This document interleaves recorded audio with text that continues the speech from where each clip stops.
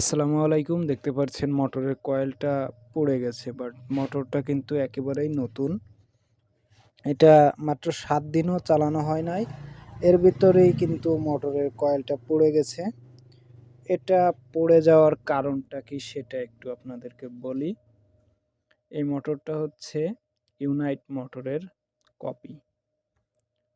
অর্থাৎ এটা হচ্ছে ইউনাইট মোটরকে কপি করেছে, নাম দিয়েছে ইউনিটি।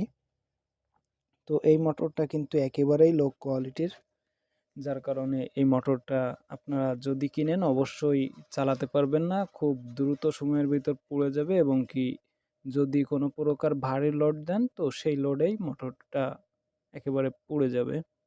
তো আপনারা যারা মোটর কিনতে চান অবশ্যই ইউনাইটের অরিজিনাল মোটর কিনবেন, যদি এই ব্র্যান্ডেরই নিতে চান।